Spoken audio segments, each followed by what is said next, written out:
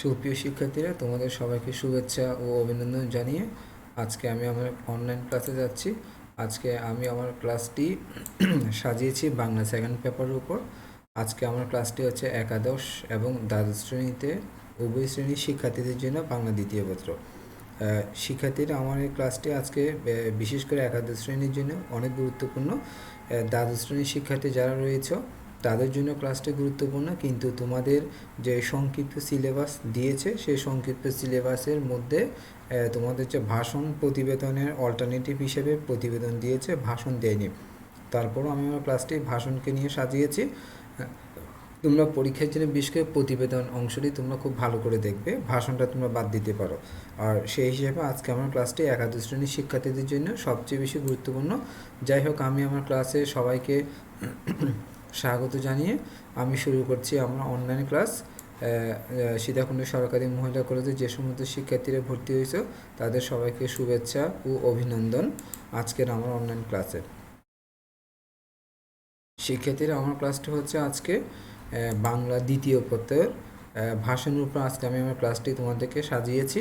এর আগে আমি তোমাদের একটি ক্লাস নিয়েছিলাম প্রতিবেদনের উপর, এবং সেই ক্লাসের প্রতিবেদন লেখার নিয়ম আমি তোমাদেরকে বলেছি, এবং কিছু কিছু ইম্পর্ট্যান্ট প্রতিবেদন আমি তোমাদের সামনে দাঁড় করিয়েছি। প্রতিবেদন লেখার নিয়মটাও আমি দাঁড় করিয়েছি। আজকে আমি নির্মিত অংশ থেকে তোমাদের যে বিষয়টি দাঁড় করবো সেটি হচ্ছে আজকে আমার ভাষণ।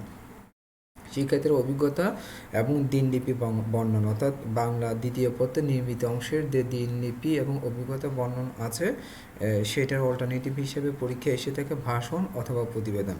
তোমরা ভাষণ প্রতিবেদন দুইটি পড়লে যে কোনো একটি পরীক্ষা আনসার করতে পারবে। বেশ করে দ্বাদশ শ্রেণীর শিক্ষার্থীদের ভাষণটি এখন পড়তে হবে না, তোমরা প্রতিবেদন পড়লেই চলবে। সেই হিসেবে আমার ক্লাসটি হচ্ছে একাদশ শ্রেণীর শিক্ষার্থীদের জন্য।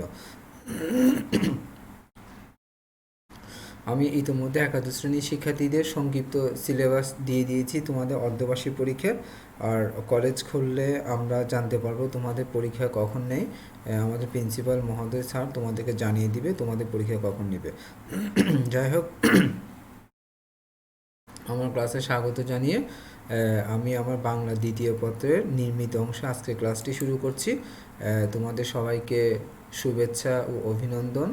একাদশ শ্রেণীতে ভর্তি হয়েছ এই সমস্ত শিক্ষার্থীদের শুভেচ্ছা ও অভিনন্দন জানিয়ে আজকে আমি আমার অনলাইন ক্লাস শুরু করছি। শিক্ষার্থীরা, আমি আমার ক্লাসে তোমাদের বলেছি যে আজকে আমি আমার ক্লাসটি সাজিয়েছি নির্মিত অংশের যে প্রতিবেদন, সে প্রতিবেদনের সাথে সংশ্লিষ্ট আছে ভাষণ, তাহলে সে ক্লাসটি আমি আজকে ভাষণের উপর ক্লাসটি সাজিয়েছি। শিক্ষার্থীরা, আজকে আমাদের ক্লাসের কি কি আলোচ্য বিষয় হবে সেই বিষয়গুলো আমি তোমাদের সামনে একটু উপস্থাপন করব। তার আগে আমি তোমাদেরকে কিছু ছবির সাথে পরিচয় করিয়ে দিব। শিক্ষার্থীরা, তোমরা নিচে কিছু ছবি লক্ষ্য করো। আমি তোমাদের কিছু ছবি সাথে পরিচয় করে দিচ্ছি।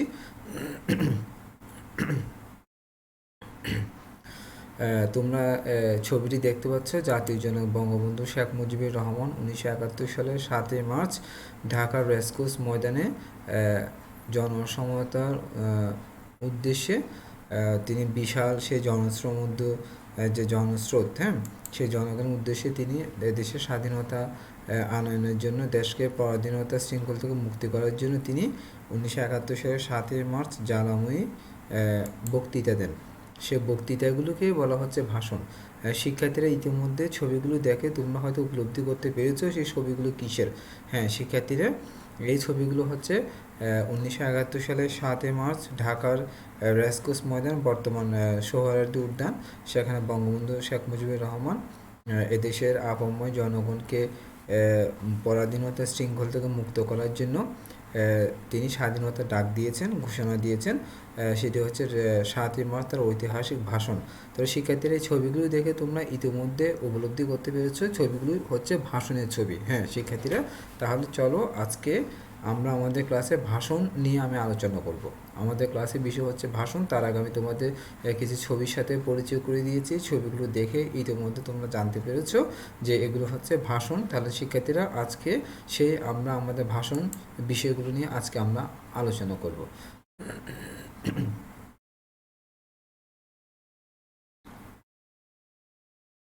শিক্ষার্থীরা, আজকে আমার ক্লাসে যে আলোচ্য বিষয় থাকবে, যেগুলো কিছুক্ষণ আগে আমি তোমাদের ছবির সাথে পরিচয় করে দিয়েছি, সেই ছবিগুলো দেখে তোমরা হয়তো রিয়েলাইজ করতে পেরেছো ছবিগুলো হচ্ছে ভাষণের ছবি। হ্যাঁ, তাহলে আমরা আজকে আলোচনা করব ভাষণ কি, ভাষণ কিভাবে লিখতে হয়, ভাষণের শ্রেণী বিভাগ কী, ভাষণ লেখার কী কী উপকারিতা বা বিষয় আছে, ভাষণ আমরা কেন তৈরি করি, এবং সেক্ষেত্রে আমাদের ব্যক্তি জীবনে ভাষণে কী ধরনের প্রয়োজনীয়তা রয়েছে।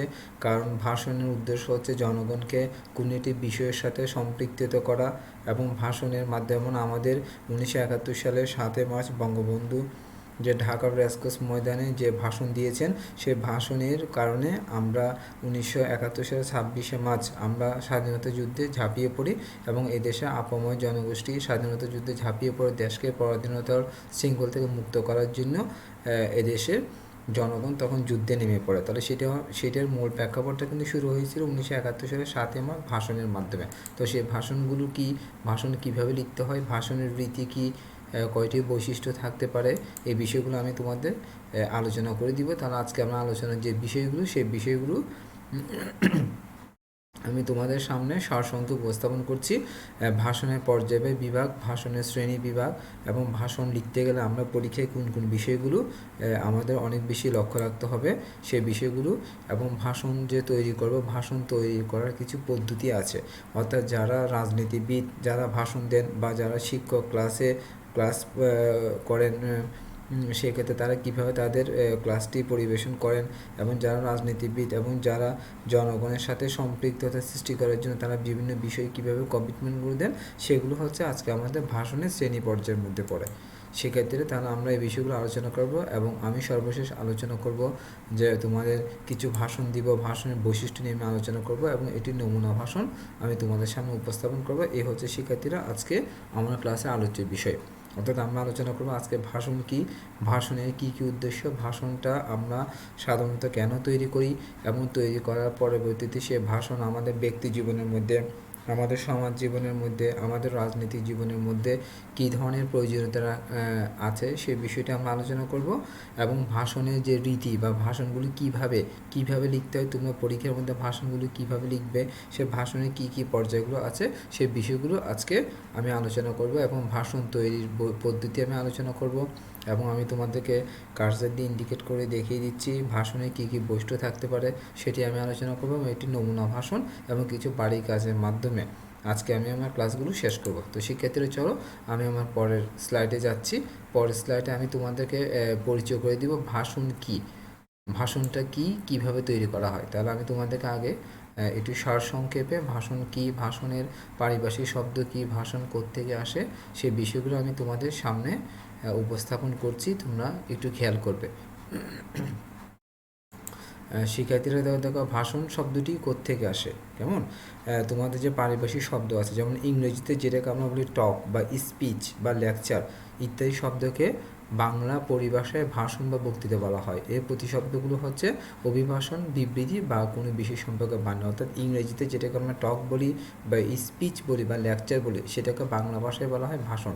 অর্থাৎ ভাষণের মাধ্যমে কোনো একটা বিষয়কে আমরা উপস্থাপন করতে পারি, এবং সেক্ষেত্রে জনগণের যে ধরনের একটা সম্পৃক্ততা সেটা আমরা পাই, এবং ভাষণের মাধ্যমে কোনো বিষয়কে আমরা সাবলীলভাবে প্রকাশ করতে পারি এবং জনগণের আস্থা অর্জন করতে পারি। এবং ভাষণটাকে এর প্রতিশব্দ হিসেবে আমরা দাঁড় করতে পারি অভিভাষণ বা বিবৃতি বা বাণী। অর্থাৎ কোনো বিষয় সম্পর্কে জনগণকে অবহিত করার জন্য, তাদের অধিকার আদায় করার জন্য, বা তাদেরকে কোনো বিষয় সম্পর্কে অবগত করার জন্য, বা সুনির্দিষ্ট একটি পরিকল্পনা প্রণয়নের জন্য ডেফিনেটলি ভাষণের গুরুত্ব অনেক বেশি। এবং সে ভাষণ সম্পর্কে আরও কিছু কথা আছে, যেমন ধরো আমি তোমাদেরকে একটু বলছি, তোমরা খেয়াল করো। যেমন আমি এখানে দেখিয়ে দিচ্ছি ভাষণেরটা মূলত কিভাবে তৈরি করা হয়। যেমন ধরো আমি তোমাদের বলছি কোনো নির্দিষ্ট বিষয়ে লিখিত, পরিকল্পিত বা তাৎক্ষণিকভাবে জনতার উদ্দেশ্যে পরিবেশিত বক্তব্যকে সাধারণত ভাষণ বা বক্তৃতা বলা হয়। অর্থাৎ ভাষণের মূল উদ্দেশ্য হচ্ছে কোনো একটা টপিকস থাকবে, সেই টপিকসটি সম্পর্কে বক্তা লিখিতভাবে বলতে পারেন, অথবা পরিকল্পিত বা উনি একটা পরিকল্পনা নিয়ে সেই কথাটি বলবেন, এবং তাৎক্ষণিক উপস্থাপনের মাধ্যমে জনতার উদ্দেশ্যে কোনো বিষয়কে জনগণের সামনে তুলে ধরা বা কোনো বিবৃতি প্রদান করাটা হচ্ছে ভাষণ।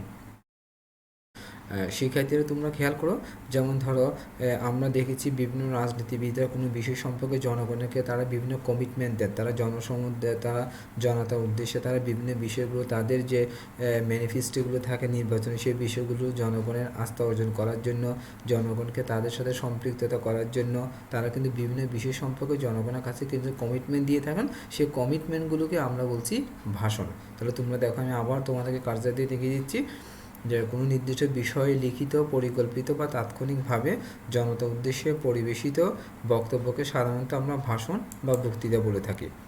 এবং সে ভাষণের ক্ষেত্রে কুই বিষয় থাকে, যেমন ধরো সেক্ষেত্রে ভাষণ হচ্ছে একটি প্রকৃষ্ট বাচনিক শিল্প মাধ্যম। তো ডেফিনেটলি মনে করো সবাই কিন্তু বক্তা হতে পারে না। হ্যাঁ, বক্তা হওয়ার জন্য মানুষের কিছু কিছু কোয়ালিটি থাকে, তার মধ্যে কিছু গুণ থাকে, সে গুণটা হচ্ছে তার বাচনভঙ্গি, এটা হচ্ছে একটা শিল্প মাধ্যম। অর্থাৎ সবাই কথা বলতে পারে, সবাই কিন্তু বক্তৃতার মঞ্চে দাঁড়িয়ে কিন্তু তারা সবাই কিন্তু ভাষণ দিতে পারে না। তাহলে ডেফিনেটলি এটা হচ্ছে একটা ক্রিয়েটিভ, সেই ক্রিয়েটিভটা মানুষের মধ্যে নিজে থেকে আসতে হয়। তো এই জন্য এটাকে আমরা একটা শিল্প মাধ্যম হিসেবে বলে থাকি।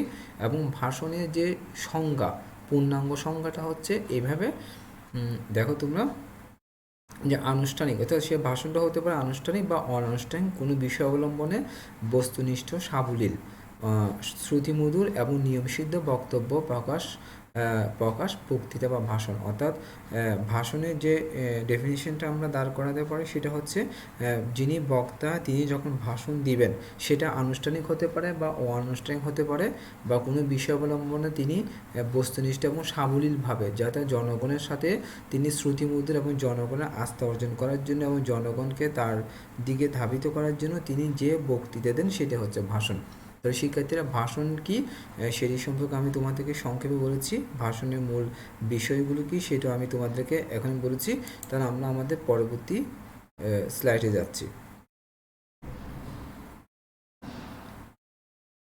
শিক্ষার্থীরা দেখো, আমার পরবর্তী স্লাইডটা হচ্ছে আমি তোমাদের বলছিলাম ভাষণের উদ্দেশ্য। তাহলে আমরা ভাষণটা কেন দিব, বা আমরা আমাদের পরীক্ষা খাতার মধ্যে ভাষণটা কী জন্য লিখি, ভাষণের উদ্দেশ্যটা কী। অর্থাৎ একজন বক্তা তিনি জনগণের কাছে যে ভাষণ দিবেন সে ভাষণের পেছনে তার একটা পারপোসেস থাকবে, তার একটা উদ্দেশ্য থাকবে। অর্থাৎ তিনি কী উদ্দেশ্যে ভাষণটা দিচ্ছেন বা জনগণকে তার কাজের মধ্যে তিনি কিভাবে সম্পৃক্ত করেন। তাহলে সেই উদ্দেশ্যগুলো হচ্ছে, যেমন আমি তোমাদেরকে ভাষণের উদ্দেশ্য টোটাল একটা বিষয় দাঁড় করাচ্ছি, তোমরা খেয়াল করো।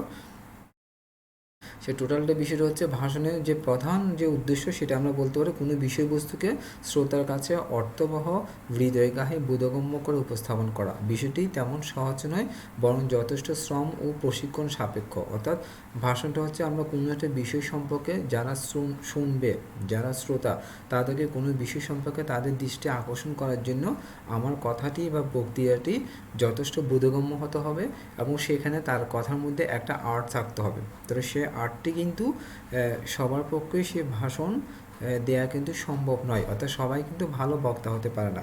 সবাই ভালো বক্তা হওয়ার জন্য তার মধ্যে কিছু কোয়ালিটি থাকে, যেমন আমাদের জাতির জনক বঙ্গবন্ধু শেখ মুজিবুর রহমান, তিনি তার যে ভাষণ, সে ভাষণটি 7 মার্চ ভাষণটি ইউনেস্কো কিন্তু বিশ্ব ঐতিহ্য তালিকার মধ্যে এটি স্থান দিয়েছে। অর্থাৎ বিশ্বের মধ্যে যে কয়েকটি ভাষণ আছে তার মধ্যে ওনার ভাষণটিতে তিনি জনগণের সাথে কিভাবে একটা সম্পৃক্ততা সৃষ্টি করতে পেরেছেন, জনগণকে তার দিকে কিভাবে ধাবিত করতে পেরেছেন, তিনি জনগণকে অধিকার আদায়ের জন্য কীভাবে তা সোচ্চার করতে পেরেছেন, সেই বিষয়টি কিন্তু তিনি যে দিয়েছেন সেটি কিন্তু যথেষ্ট শ্রম এবং প্রশিক্ষণ সাপেক্ষ, কারণ এটি সবার পক্ষে কিন্তু সে ভাষণ সম্ভব নয়। অর্থাৎ তার এই 7 মার্চ ভাষণের মাধ্যমে কিন্তু জনগণ সেদিন থেকে তারা কিন্তু নেমে গিয়েছে তার অধিকার আদায়ের জন্য। তাহলে ভাষণ উদ্দেশ্য হচ্ছে শ্রোতার কাছে আমি কোনো একটা বিষয় বলবো, সেটি যদি শ্রোতার কাছে যদি সেই বিষয়টি শ্রুতিমধুর না হয়, যদি শ্রোতার কাছে বোধগম্য না হয়, তাহলে সে টোটাল ভাষণটি যে উদ্দেশ্য সেই উদ্দেশ্যটা কিন্তু সেই ক্ষেত্রে ব্যাহত হয়।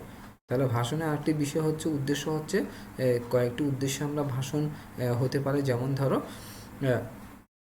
ভাষণের উদ্দেশ্য বিভিন্ন প্রকৃতির হতে পারে। অর্থাৎ যিনি বক্তা তিনি যে ভাষণ দিবেন সে ভাষণটা কিন্তু ভিন্ন রকম হতে পারে। অর্থাৎ জ্ঞানদান বা অভিহিতকরণ, বিনোদন। অর্থাৎ ভাষণ হতে পারে কোনো বিষয় সম্পর্কে জনগণকে জ্ঞানদানকরণ বা তাদেরকে অভিহিতকরণ, যেমন আমাদের 7 মার্চ যে ভাষণটি সেটি হচ্ছে জনগণকে অভিহিতকরণ। অর্থাৎ জনগণকে বঙ্গবন্ধু শেখ মুজিবুর রহমান সেদিন কিন্তু জনগণকে জানিয়ে দিয়েছেন যে তোমাদের যা কিছু আছে তা নিয়ে তোমরা নেমে পড়ো।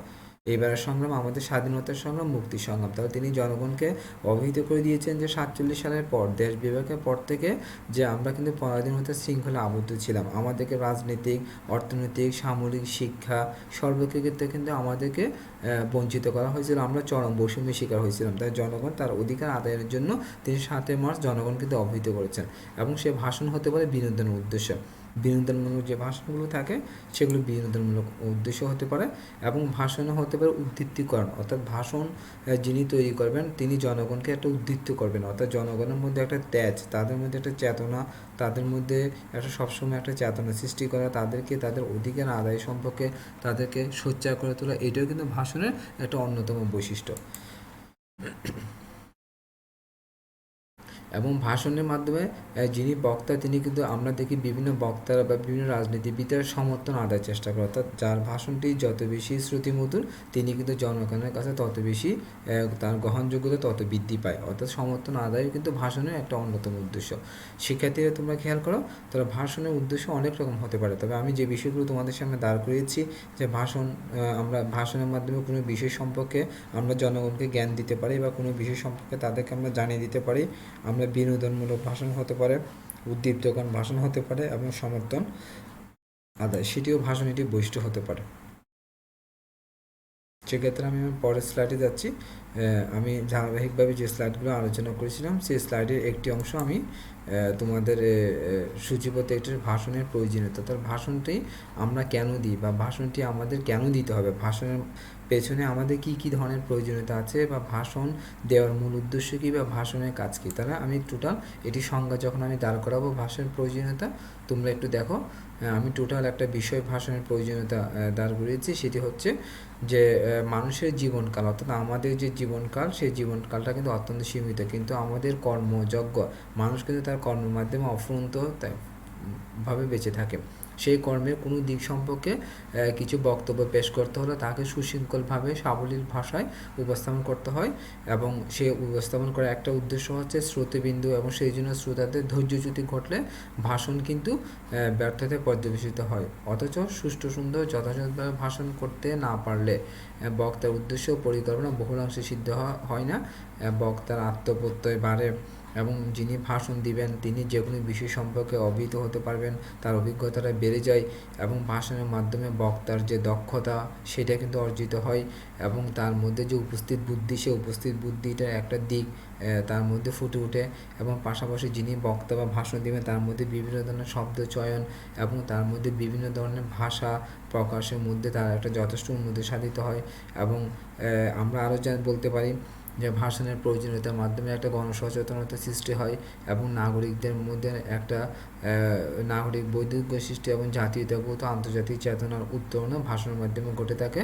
এবং ভাষণ সবচেয়ে বড় যে বৈশিষ্ট্য হচ্ছে শিক্ষার্থীরা ভাষণ বক্তা ও শ্রোতার মধ্যে কিন্তু একটা সংযোজন সাধন করে, যেমন আমাদের বঙ্গবন্ধু শেখ মুজিবুর রহমান যে ভাষণ দিয়েছেন তার মধ্যে তিনি জনগণের সাথে তিনি একটা যোগ সত্য একটা মেলবন্ধন সৃষ্টি করেছেন। সেই মেলবন্ধন সৃষ্টি করার কারণে জনগণ কিন্তু তার সে কয়েকটি বাক্যে তার কয়েকটি শব্দের মাধ্যমে তার কয়েকটি বাক্যের মধ্যে জনগণের মধ্যে একটা তেজ তিনি সৃষ্টি করতে পেরেছেন, এবং পাশাপাশি তিনি তার যে ব্যক্তিত্ববোধ তার যে দায়িত্ববোধ সেই বিষয়টি কিন্তু জনগণের সামনে তিনি তুলে ধরতে পেরেছেন, এবং পাশাপাশি তার যে পাণ্ডিত্য, তার যে প্রজ্ঞা, তার যে ব্যক্তিত্ব, তার যে যোগ্যতা সেই বিষয়টি তিনি জনগণের সামনে উপস্থাপন করতে পেরেছেন। তাহলে শিক্ষার্থীরা দেখো ভাষণের প্রয়োজনীয়তা আমি যে কথাগুলো বলেছি সে কথাগুলো কিন্তু আমার স্লাইডের মধ্যে সবগুলো কথা দেওয়া আছে, তোমরা স্লাইড থেকে দেখে নিবে যে ভাষণের মূল প্রয়োজনীয়তাটা কী, অর্থাৎ আমরা যে ভাষণ রচনা করব সে ভাষণ রচনা করার পেছনে আমাদের কোন কোন বিষয়গুলো থাকে সেই বিষয়গুলো কী, এবং আমরা বলেছি ভাষণের মাধ্যমে বক্তার মধ্যে যে একটা পাণ্ডিত্য, তার মধ্যে যে একটা ব্যক্তিত্ব এবং তার যে যোগ্যতা, তার শব্দ চয়ন, তার ভাষা, তার মধ্যে উপস্থিত বুদ্ধি এবং তার যে দক্ষতা এবং তার মধ্যে যে একটা আত্মসচেতনতা, এই বিষয়গুলো কিন্তু মাধ্যমে বক্তা ভাষণের মাধ্যমে তিনি বিষয়গুলো জনগণের কাছে তুলে ধরতে পারেন, পাশাপাশি জনগণের অধিকার আদায়ের জন্য তাদেরকে সচেতন করতে পারেন, তাদেরকে জনসমর্থন আদায় করতে পারেন। সেটা হচ্ছে ভাষণের প্রধান উদ্দেশ্য। অর্থাৎ রাজনীতিবিদ হতে পারে, সেটা একজন শিক্ষকজন ক্লাসের মধ্যে লেকচার দেবেন সেটাও একটি ভাষণের মধ্যে পড়ে, তারপরে একজন যখন বিনোদনের মধ্যে বিভিন্নভাবে অঙ্গিভঙ্গিভাবে কথাবার্তা বলে সেটাও ভাষণের মধ্যে পড়ে। এ হচ্ছে ভাষণের প্রয়োজনীয়তা।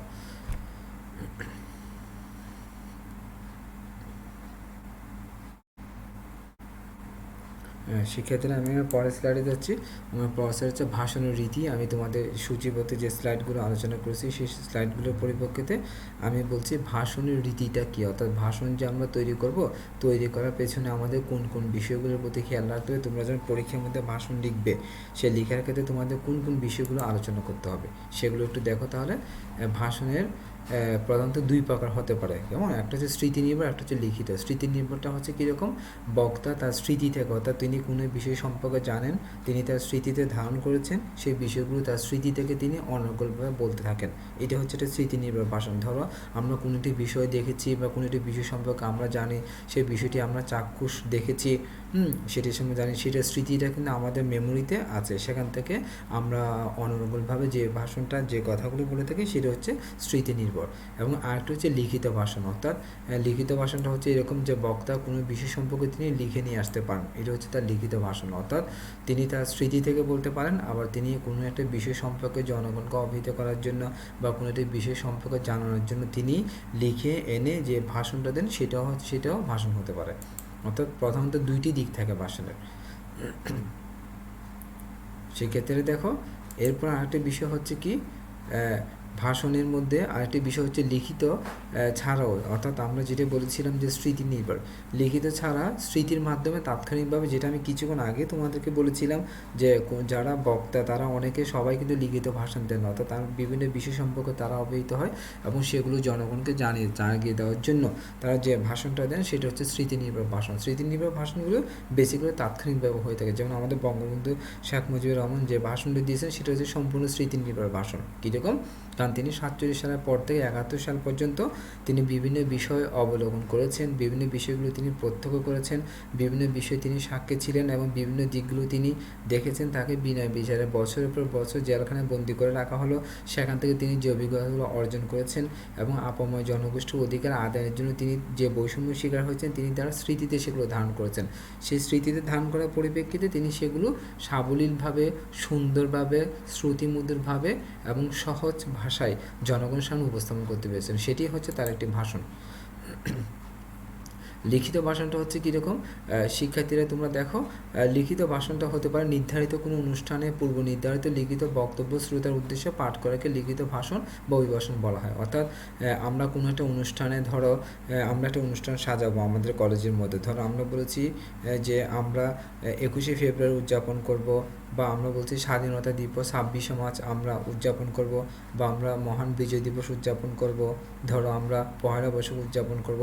সেটি সম্পর্কে আমরা যে বক্তব্য দেওয়া হয় সেই বক্তব্যটা তোমরা হয়তো লিখে আনো অনেকে, ধরো তোমাদেরকে বলা হচ্ছে 21শে ফেব্রুয়ারি সম্পর্কে তোমরা একটা ভাষণ দেবে। তোমরা কিন্তু 21শে ফেব্রুয়ারিটা কেন হয়েছে, কী জন্য হয়েছে, কী কারণ হয়েছে, টোটাল বিভিন্ন বই থেকে তোমরা লিখে এনে সেটা দাও, সেটা হচ্ছে লিখিত ভাষণ।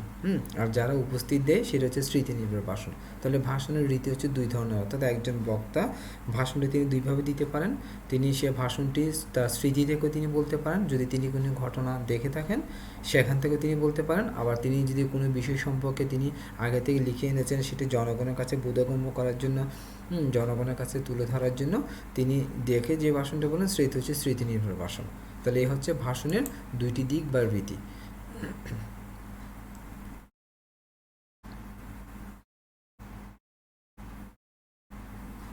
সেক্ষেত্রে আমরা পরের স্লাইডটি হচ্ছে আমরা যে ভাষণ লিখব, ভাষণের যে পর্যায় বা বিভাগ। আমি তোমাদের বলেছিলাম যে ভাষণ কি কি বিভাগ থাকতে পারে, ভাষণ লেখার ক্ষেত্রে তোমাদের কোন কোন বিষয়গুলোর প্রতি খেয়াল রাখতে হবে সেটা তোমরা একটু দেখো। এগুলো কিন্তু খুবই ইম্পর্টেন্ট। অর্থাৎ এখান থেকে মূলত তোমাদের ক্লাসটি শুরু। অর্থাৎ তোমরা পরীক্ষার খাতার মধ্যে যেমন তোমাকে বলা হবে, যেমন ধরো তোমাদের বলা হচ্ছে আন্তর্জাতিক মাতৃভাষা দিবসের তাৎপর্য বর্ণনা করে তুমি একটি ভাষণ লিখো, সেটা তোমাকে বলা হচ্ছে। অথবা তোমাকে বলা হতে পারে বৃক্ষরোপণের প্রয়োজনীয়তা সম্পর্কে একটি ভাষণ লিখো, বা তোমাকে বলা হতে পারে 21শে চেতনা একটি ভাষণ লিখো, বা তোমাকে বলা হতে পারে যুব সমাজে অবক্ষয় নৈতিক মূল্যবোধ কারণ সম্পর্কে একটি ভাষণ লিখো, বা তোমাদেরকে বলা হতে পারে নারী শিক্ষার প্রয়োজনীয়তা সম্পর্কে একটি ভাষণ লিখো। তাহলে একটি ভাষণ যে আমরা রচনা করব, একটি ভাষণ রচনা করতে গেলে তোমাদের কোন কোন বিষয়গুলোর প্রতি খেয়াল রাখতে হবে আমরা তোমাদের পরীক্ষার খাতায় মূল্যায়ন করতে গিয়ে যে তোমরা ভাষণ লিখো। অনেকেই কিন্তু স্বাভাবিকভাবে লিখে যাও, যা মনে আসে তা লিখো, কিন্তু ভাষণ লেখার ক্ষেত্রে আমাকে নির্দিষ্ট একটা কাঠামো বা একটা ফরম্যাট আমাকে মেনটেন করতে হবে। তাহলে সেই ফরম্যাট বা মেনটেনটা হচ্ছে কীরকম, যেমন দেখো আমি তোমাদেরকে দেখিয়ে দিচ্ছি। সে ভাষণকে আমরা প্রধানত 4টি পর্যায়ে ভাগ করবো, যেমন সম্ভাষণ, অর্থাৎ ভাষণ রচনা করার আগে সম্ভাষণ। যেমন ধরো আজকে সম্ভাষণ হচ্ছে যেমন আজকের এই জনসভায় উপস্থিত সম্মানিত সভাপতি, হ্যাঁ, সাধারণ সম্পাদক, উপস্থিত শ্রোতাবন্ধু, অর্থাৎ আমি কাকে সম্ভাষণ করবো, আমি কাকে, আমার অনুষ্ঠানের মধ্যে প্রধান ব্যক্তিকে, আমি তাকে কী বলে সম্বোধন করবো, এটা হচ্ছে সম্ভাষণ।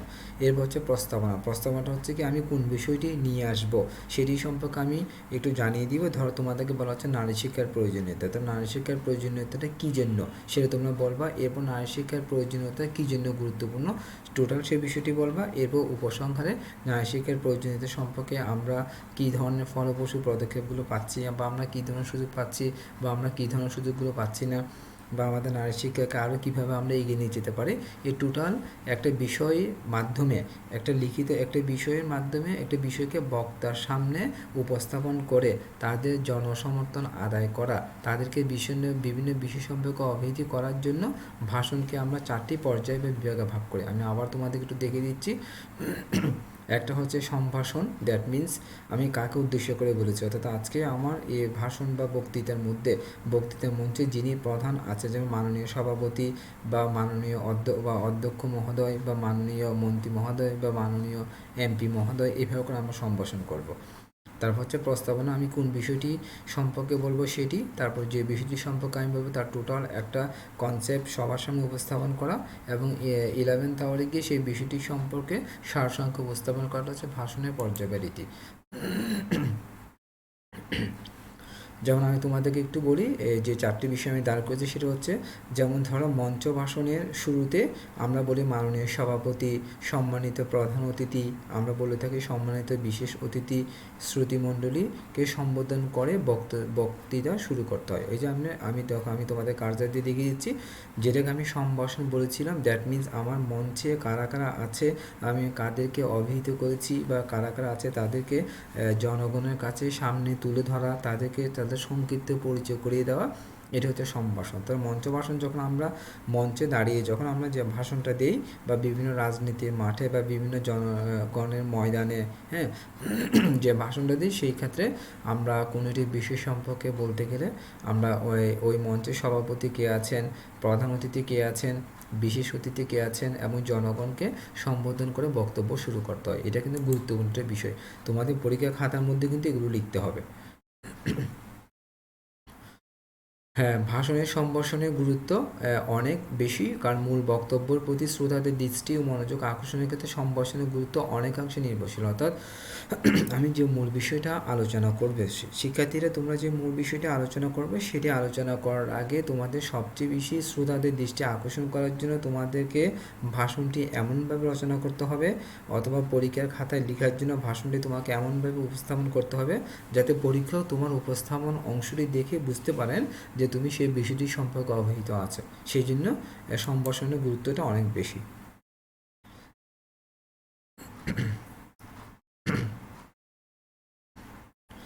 আমার ভাষণের দ্বিতীয় অংশ হলো সূচনা, অর্থাৎ আমি কোন বিষয়টি সম্পর্কে বলবো সেটি সম্পর্কে একটি আমি আভাস দিয়ে থাকবো। সে আভাসটি অত্যন্ত বিষয়, এবং সে আভাসটির মধ্যে যিনি দিবেন তার মধ্যে একটা চমৎকারিত্ব থাকতে হবে, তার ভাষার মধ্যে, তার শব্দ চয়নের মধ্যে অনেকটা চমৎকারিত্ব থাকতে হবে। কারণ ভাষণটা হবে এমন বিষয় যে জনগণ যাতে সেটা খুব সুন্দরভাবে জনগণ যাতে সেটা শুনতে পায়, অর্থাৎ যাদের উদ্দেশ্যে আমরা ভাষণটা দিব তারা সে ভাষণটি যাতে খুব ভালোভাবে ভাষণটি যাতে তারা রিয়েলাইজ করতে পারে, এবং সেটাকে তারা যাতে ভালোভাবে অ্যাকসেপ্ট করতে পারে।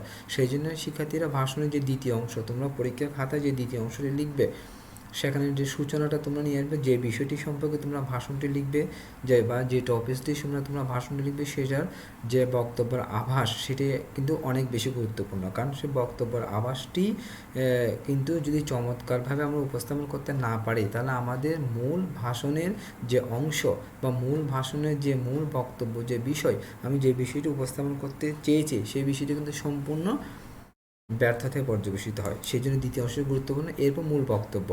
মূল বক্তব্য হচ্ছে আমি যে টপিকসটি নিয়ে ভাষণ লিখব বা তোমরা যে বিষয়টি সম্পর্কে ভাষণ লিখবে সে ভাষণের মধ্যে একটা সাবলীলতা প্রকাশ পেতে হবে এবং বক্তব্যের ক্ষেত্রে তোমার মধ্যে একটা সংহিতা রক্ষা করতে হবে। সে সংহিতা হচ্ছে কীরকম, তুমি যে বিষয়টি সম্পর্কে বলবে তোমাকে সেই বিষয়টি সম্পর্কে যাতে তুমি লিখতে পারো, যাতে তুমি অন্য টপিক্সের মধ্যে চলে না যাও, অর্থাৎ তোমার ভাষণ কোনো অংশ যাতে ব্যর্থতায় পর্যবসিত না হয় সেই বিষয়টি সম্পর্কে তোমাকে বারবার খেয়াল রাখতে হবে। এবং চতুর্থ অংশ হচ্ছে তোমাদের যে উপসংহার, অর্থাৎ মূল বক্তব্যের শুরুতে আমরা যে শ্রোতামণ্ডলীকে সালাম জানিয়েছি বা নমস্কার জানিয়েছি বা শুভেচ্ছা জ্ঞাপন করেছি, মূল বক্তব্য শুরুতে আমরা সেই শুভেচ্ছা জানাবো, তাদেরকে আমরা নমস্কার শুভেচ্ছা জানিয়ে আমাদের ভাষণটি তৈরি করতে হবে। এবং সবার শেষে বক্তব্য শেষে ভাষণ তোমরা যখন লিখবে সে ভাষণ লেখার পর তোমাদেরকে ধন্যবাদ জ্ঞাপন করতে হবে। অর্থাৎ আজকের এই বক্তৃতায় বা আজকের এই আলোচনা সবাই বা আজকের এই আলোচনা সবাই যারা এই ভাষণটি শুনেছেন বা যারা তাদের সবাইকে ধন্যবাদ জ্ঞাপন করে আজকে আমি আমার বক্তৃতা এখানে শেষ করছি। এভাবে করে তোমরা তোমাদের ভাষণটি লিখবে।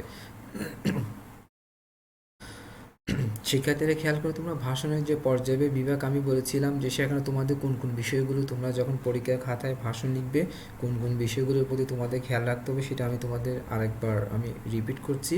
সেটি হচ্ছে প্রথম কথা হচ্ছে আমার সম্ভাষণ, দ্যাট মিনস আমি কাকে উদ্দেশ্য করে সে ভাষণটি বলেছি, অর্থাৎ আমার সে মঞ্চ ভাষণের মধ্যে কারা কারা উপস্থিত আছে তাদেরকে আমি ফার্স্ট অফ অল একটু ইন্ট্রোডিউস করিয়ে দিতে হবে, তাদেরকে আমার সালাম জানাতে হবে এবং সে প্রস্তাবনা অর্থাৎ হচ্ছে আমি কোন বিষয়টি উপস্থাপন করব সেই বিষয়টি সম্পর্কে আমাকে একটু অবহিত হতে হবে এবং আমার যে মূল বক্তব্য সেই মূল বক্তব্যটা আমি যাতে উপস্থাপন করতে পারি সেটা প্রতি আমার খেয়াল রাখতে হবে এবং আমাকে শব্দ চয়ন, ভাষা, প্রকাশভঙ্গি, ভাবভঙ্গি সবগুলো যাতে আমি ভালোভাবে উপস্থাপন করি সেটা আমাকে খেয়াল রাখতে হবে এবং উপসংহারের মাধ্যমে আমরা ধন্যবাদ জানিয়ে আমাদেরকে ভাষণটা লিখতে হবে। অর্থাৎ ভাষণ লেখার ক্ষেত্রে শিক্ষার্থীরা তোমাদের চারটি বিষয়ের প্রতি খুব ভালো খেয়াল রাখবে তোমরা। এটা হচ্ছে সম্ভাষণ, আমি আবার একটু রিপিট করছি, সম্ভাষণ, দ্বিতীয় হচ্ছে প্রস্তাবনা, তৃতীয় হচ্ছে মূল বক্তব্য এবং চতুর্থ হচ্ছে উপসংহার।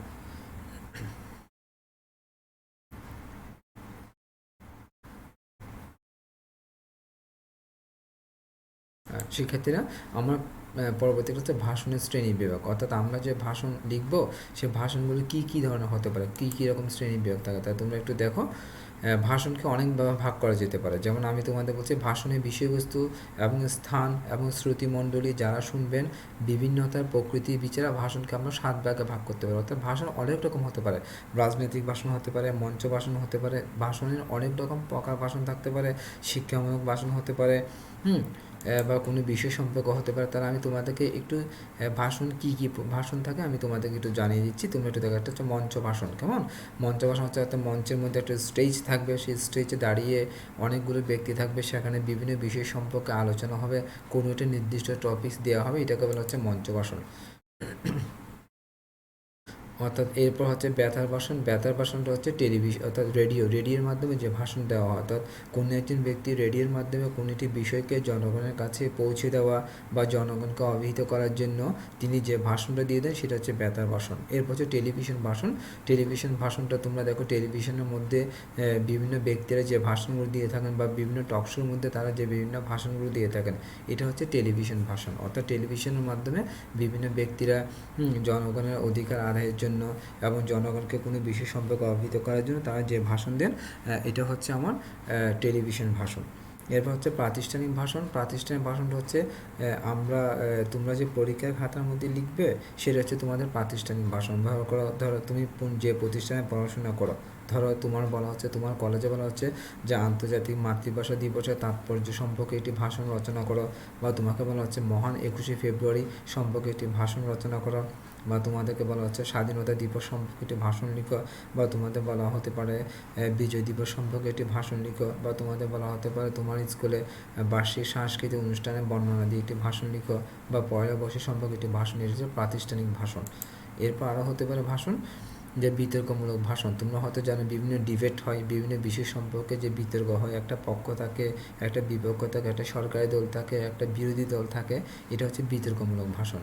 এরপর হচ্ছে বিজ্ঞাপনী বা পণ্য প্রচার ভাষণ। তোমরা হয়তো জানো বিভিন্ন তোমরা যখন মেলাতে যাও সেখানে তোমরা দেখো মেলার মধ্যে মাইক দিয়ে বলা হয় যে এই পণ্যটি ভালো, এই পণ্যটি কিনলে অনেক ভালো। আবার বিভিন্ন টিভির মধ্যে বিভিন্ন কোম্পানি তাদের বিজ্ঞাপনে তাদের পণ্যটা জনগণের কাছে পৌঁছে দেওয়ার জন্য তারা বিভিন্ন ভাষণ প্রদান করে থাকেন, বিভিন্ন তারা অ্যাডভার্টাইজমেন্ট প্রদান করে থাকেন, সেটা কিন্তু ভাষণের পর্যায়ের মধ্যে পড়ে। এরপর পরে তোমরা দেখো পদ ভাষণ হচ্ছে পথে চলতে গিয়ে যে ভাষণটা দেওয়া হয়, এটাকে বলা হচ্ছে পদ ভাষণ।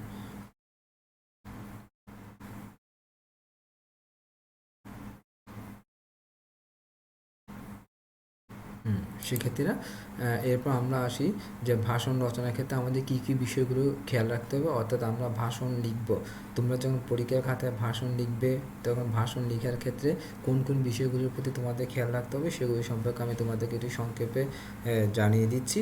অর্থাৎ বিশেষ করে যারা বক্তব্য প্রদান করে তারা কিন্তু বক্তব্য দেওয়ার আগে কিন্তু তারা বা ভাষণ দেওয়ার আগে কিন্তু তারা অনেকগুলো বিষয় তারা রিয়ালাইজ করতে পারে। তো পরীক্ষার খাতার মধ্যে যেহেতু আমাদের এই ভাষণটি হচ্ছে পরীক্ষার খাতার সাথে সংশ্লিষ্ট, তোমাদের পরীক্ষার সাথে সংশ্লিষ্ট, আমরা তো কোনো রাজনৈতিক মঞ্চে বা কোনো জনসমাগমে গিয়ে তো আমরা ভাষণ দিব না। আমাদের বিষয়টা হচ্ছে পরীক্ষার খাতার মধ্যে আমরা কীভাবে ভাষণটা রচনা করবো, সেই বিষয়গুলোতে কী কী বিষয়গুলোর প্রতি তোমাদের খেয়াল রাখতে হবে সেগুলো আমি তোমাদেরকে একটু বলছি, তোমরা একটু খেয়াল করো।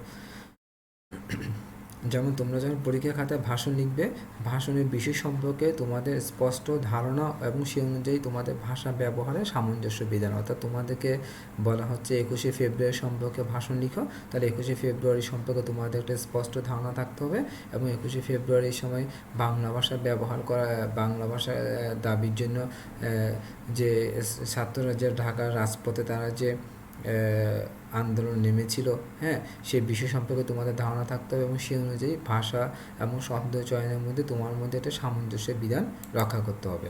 অর্থাৎ যে টপিকসটা আমার দেওয়া থাকবে সেই টপিক সম্পর্কে আমাকে কনসেপ্টটা থাকতে হবে এবং সেই ক্ষেত্রে আমাকে শব্দ চয়নগুলো খুব ভালোভাবে তোমাদের খেয়াল করতে হবে। এবং তোমাদেরকে আরেকটি বিষয় খেয়াল করতে হবে, সাধারণত তোমরা যখন ভাষণ লিখবে তোমাদের ভাষণ লেখার ভাষাটা যাতে সহজ সরল হয় এবং প্রাঞ্জল হয় এবং অলঙ্কার সমৃদ্ধ ভাষা হয়। অর্থাৎ আমরা এমন শব্দ চয়ন করব যে শব্দগুলো আমার বক্তব্যকে অনেক বেশি শ্রুতমধুর করবে, আমার ভাষাকে সহজ সরল প্রাঞ্জল করে তুলবে, আমার ভাষাটিকে সুন্দরভাবে উপস্থাপন করতে পারবে এবং জনগণ যাতে সে ভাষাটা নিতে পারে সেভাবে আমরা ভাষণটি আমরা লিখব। এরপর আমাদের রাখতে হবে ভাষণের জন্য তোমরা যে ভাষণ লিখবে সে ভাষণ লিখতে গেলে তোমাদের নির্ধারিত সময় সম্পর্কে সচেতন এবং গুরুত্ব প্রদান করা। অর্থাৎ তোমাকে যে টপিক সম্পর্কে ভাষণ লিখবে সে ভাষণটি কতটুকু হতে পারে, তার আয়তনটা কতটুকু হতে পারে, সে ভাষণের মধ্যে তোমাকে যে বিষয়টি সম্পর্কে তোমাদেরকে বলা হবে সে বিষয়টি আসছে কি না সে সম্পর্কে তোমাকে লিখতে হবে। অর্থাৎ ভাষণ যে তোমরা লিখবে তোমরা তোমাদের নিজস্ব ইচ্ছা মতো ভাষণ লিখতে হবে না। তোমাকে বলা হচ্ছে 21শে ফেব্রুয়ারি সম্পর্কে ভাষণ লিখতে, তুমি লিখে রাখছো 26শে মার্চ বা তোমরা লিখে রেখেছো 16ই ডিসেম্বর, তাহলে তো তোমার ভাষণ সম্পর্কে তুমি সচেতন নয়। অর্থাৎ তোমার মূল যে টপিক সেই টপিকসটা কিন্তু এখানে আসতে হবে, এটা একটি গুরুত্বপূর্ণ বিষয়। এরপর তোমাদের যে বিষয়টি আসতে হবে যে বক্তব্য বিষয়কে ধারাবাহিকভাবে উপস্থাপন করা। অর্থাৎ আমরা তোমাদেরকে পরীক্ষার খাতায় যে বিষয়টি সম্পর্কে ভাষণ লিখতে হবে সেই বিষয়ের শুরু থেকে এবং শেষ পর্যন্ত তোমার লেখাটা যাতে ধারাবাহিকভাবে থাকে। অর্থাৎ তোমার কোনো ঘটনা আগের ঘটনা পরে বা পরের ঘটনা আগে যাতে না আসে, হ্যাঁ, সেই বিষয়টি সম্পর্কে ভাষণ লেখার ক্ষেত্রে কিন্তু ধারাবাহিকতা হচ্ছে একটি গুরুত্বপূর্ণ। তোমরা অনেক শিক্ষার্থীরা আছো যে তোমরা নিজেদের ইচ্ছা মতো যা আসে মুখ দিয়ে তা লিখো, দেখা যাচ্ছে সে বিষয়ের মধ্যে কোনো ধারাবাহিকতা থাকে না। এই বিষয়টি সম্পর্কে তোমাদেরকে একটু অবহিত হতে হবে। এবং আরেকটি বিষয় হচ্ছে তোমাদের যে ধীর প্রত্যয় সতর্কতা সামঞ্জস্য রক্ষা করা। অর্থাৎ ভাষণ লেখার সময় তোমাকে যে বিষয়টি সম্পর্কে তোমাদের বলা হবে সেটি সম্পর্কে যে সতর্কতা আছে সেটি তোমাদেরকে অবশ্যই খেয়াল করতে হবে। তোমাদেরকে আরেকটু খেয়াল করতে হবে ভাষণ লেখার সময় তোমাদের যে বিষয়টা রাখতে হবে যে তোমরা যখন ভাষণ লিখবে সে ভাষণের মধ্যে তোমরা যে শব্দগুলো লিখবে সেই শব্দগুলোর মধ্যে মিশ্র কোনো প্রতিক্রিয়া যাতে সৃষ্টি না হয় সেই বিষয়টি তোমাদেরকে খেয়াল করতে হবে। যেমন ধরো তোমাদেরকে বলা হচ্ছে যে 21শে ফেব্রুয়ারি সম্পর্কে ভাষণ লিখতে, বা তোমরা লিখে রেখেছো 16ই ডিসেম্বর, তাহলে তোমার তো শব্দ চয়ন তো এখনো হয়নি এবং সেই ক্ষেত্রে তোমার প্রতিক্রিয়াটা কিন্তু ভিন্ন আসতে পারে। তো যে টপিক সম্পর্কে ভাষণটা তোমাদের পরীক্ষায় দেওয়া হবে সেই টপিক সম্পর্কে তোমাকে তোমাদের খেয়াল করে ধারাবাহিকতা যাতে বজায় থাকে সেই বিষয়টি তোমাদেরকে খেয়াল করতে হবে। এবং তোমরা যখন ভাষণগুলো লিখবে তোমরা যখন যে টপিক সম্পর্কে ভাষণ লিখবে সেই টপিক সম্পর্কে তোমাদের যতদূর সম্ভব তোমাদের তথ্যগুলো সঠিকভাবে তোমরা লেখার চেষ্টা করবে। অর্থাৎ তোমরা এমন কোনো তথ্য দেওয়া যাবে না যে তথ্যটি মিথ্যায় পর্যবসিত হয় বা যে তথ্যটি সাধারণত কোনো ধরনের পরস্পর বিরোধী হতে পারে। এই সমস্ত বক্তব্য বা কথা তোমরা পরীক্ষা খাতার মধ্যে লিখতে পারবে না। এই ভাষণ লেখার ক্ষেত্রে তোমাদের এই বিষয়টুকুই খেয়াল করতে হবে। এবং ভাষণের শুরুতে এবং শেষে যে একটা নাটকীয়তা বা একটা আকর্ষণীয় বা একটা হৃদয়গাহী বা একটা প্রাঞ্জল ভাষা, যাতে জনগণ বিশেষ করে যারা রাজনীতিবিদ তারা কিন্তু ভাষণ শুরু হওয়ার আগে এবং শেষে তারা এমন কিছু শব্দ চয়ন করে, এমন কিছু কথা বলে জনগণের দৃষ্টি আকর্ষণ করার জন্য। তো সেই বিষয়টাকে ক্ষেত্রে তোমাদের খেয়াল করতে হবে। তোমাদের বিশেষ করে খেয়াল করতে হবে তুমি যে বিষয়টি সম্পর্কে তোমরা যে ভাষণ লিখবে সেই ভাষণের শুরু এবং সমাপ্তিটা যাতে মূল টপিকসটা যাতে বজায় থাকে সেই বিষয়টি তোমরা খেয়াল করবে। তাহলে ভাষণ লেখার ক্ষেত্রে এই বিষয়গুলো যদি তোমরা খেয়াল করে লেখো তাহলে আশা করি পরীক্ষায় তোমরা ভালো একটি নাম্বার পাবে তোমরা। শিক্ষার্থীরা আরেকটি বিষয় হচ্ছে ভাষণের যে বৈশিষ্ট্য, যে ভাষণ রচনা করতে আমাদের কিছু কিছু বৈশিষ্ট্য সম্পর্কে তোমাদেরকে অবহিত হতে হবে। সেই বৈশিষ্ট্যগুলো যেটা আমি কিছুক্ষণ আগে তোমাদের বলেছিলাম, তারপর আমি আবার একটু সংক্ষেপে তোমাদের জানিয়ে দিচ্ছি ভাষণ রচনার ক্ষেত্রে আমরা কোন কোন বৈশিষ্ট্যের প্রতি আমাদের খেয়াল রাখতে হবে।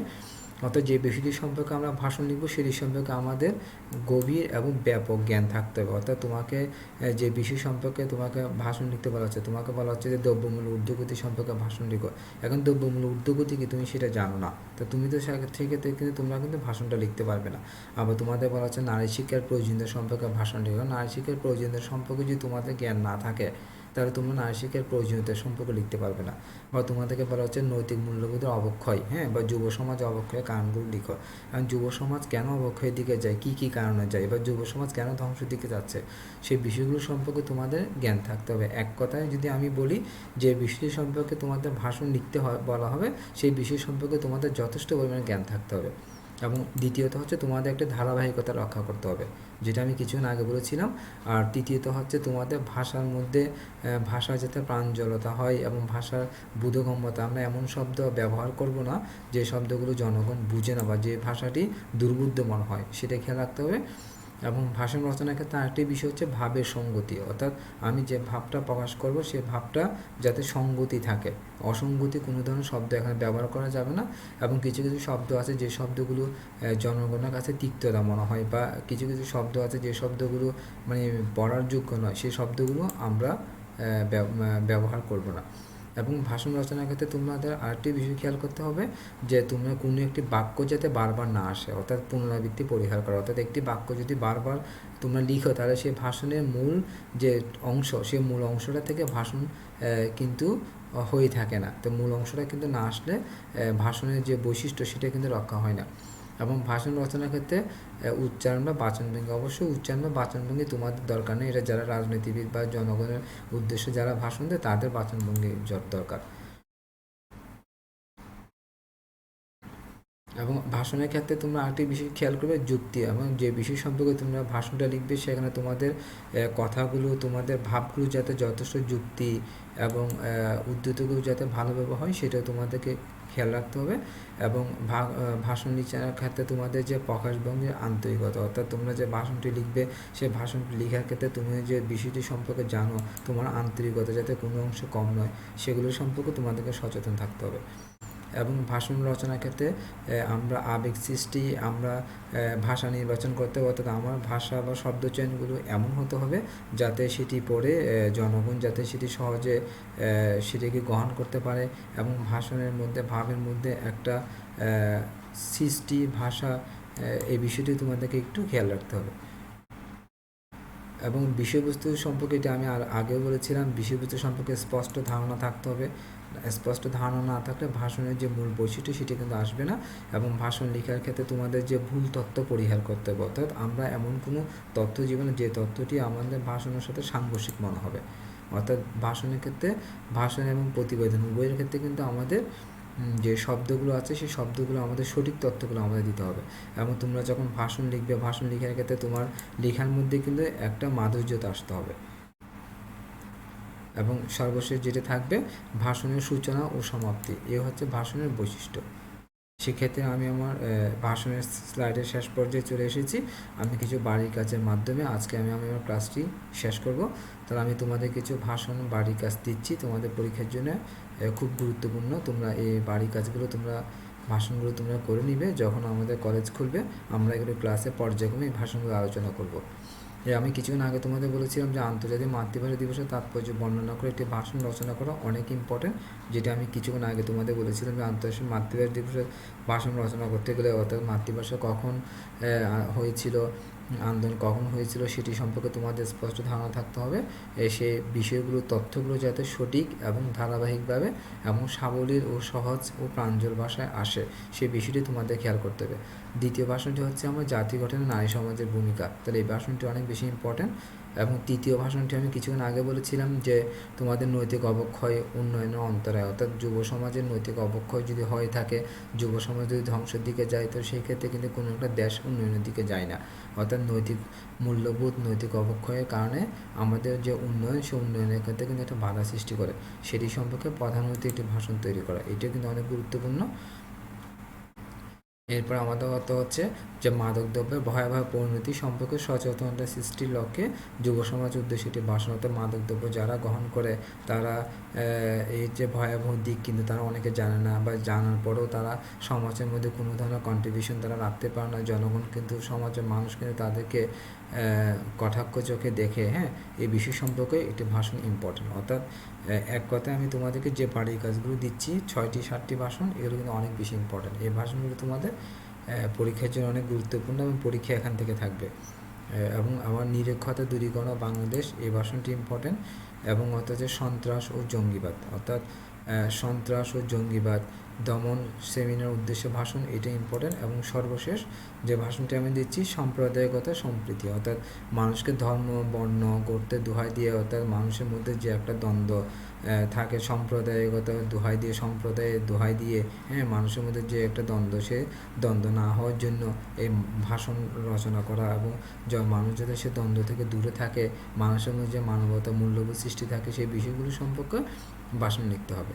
তো শিক্ষার্থীরা, আমি তোমাদের যে ভাষণ বাড়ির কাজগুলো দিয়েছি সেগুলো অনেক বেশি ইম্পর্টেন্ট ভাষণ। এই ভাষণগুলোতে কীভাবে তোমরা তৈরি করবে, কোন কোন তথ্য আসবে, তৈরি করার ক্ষেত্রে কোন কোন বিষয়গুলো তোমাদের খেয়াল রাখতে হবে, সেগুলো আমি কিছুক্ষণ আগে তোমাদেরকে বলেছি। যে ভাষণ রচনার ক্ষেত্রে আমাদের কোন বিষয় থাকতে হবে, যে ভাষণ তৈরি করার কথা আমার সম্ভাষণ থাকতে হবে, প্রস্তাবনা থাকতে হবে, আমি যে ভাষণটি লিখব সেখানে মূল বক্তব্য থাকতে হবে, এবং উপসংহারের মধ্যে আমি চমৎকারিত শব্দ ব্যবহার করতে হবে, যাতে আমার ভাষণের প্রথম থেকে শেষ পর্যন্ত লেখার ক্ষেত্রে কোনো অংশ যাতে ভাষণের যে বৈশিষ্ট্য সেটা যাতে ব্যত্যয় না ঘটে। শিক্ষার্থীরা, আমি আমার স্লাইডে শেষ পর্যায়ে পরবর্তী ক্লাস আমি তোমাদেরকে বাংলা একাদশ শ্রেণীর শিক্ষার্থী এবং দ্বাদশ উভয় শ্রেণীর শিক্ষার্থীদের বাংলা প্রথম পত্রে কোনো একটি বিষয় নিয়ে আমি আমার পরবর্তী ক্লাস শুরু করব। সে পর্যন্ত তোমরা সবাই ভালো থাকবে। তোমাদের সবাইকে ধন্যবাদ জানিয়ে এবং পরবর্তী ক্লাসের জন্য স্বাগত জানিয়ে আজকের এই ক্লাসটি আমি এখানে শেষ করছি। তোমরা সবাই ভালো থাকবে। যে বাড়ির কাজগুলো দিয়েছি সেই বাড়ির কাজগুলো তোমরা ভালোভাবে অনুশীলন করবে, এবং কলেজের যে পেজ আছে আমাদের, সেই পেজ থেকে সবগুলো ক্লাস তোমরা বারবার দেখবে। আশা করি তোমাদের কোনো সমস্যা হবে না, এবং আমরা আশা করছি অতি শীঘ্রই আমাদের কলেজ খুলবে। কলেজ খুললে আমরা যথারীতি আমাদের যে ধারাবাহিকতা, যে একাডেমিক যে ধারাবাহিকতা, সে ধারাবাহিকতা অনুযায়ী কিন্তু আমরা আমাদের ক্লাসগুলো আবার করব। তোমাদের সবার সাথে আবার দেখা হবে সে আশা ব্যক্ত করে আজকে আমরা আমাদের ক্লাসগুলো এখানে শেষ করছি। তোমরা সবাই ভালো থাকবে। সবাইকে ধন্যবাদ।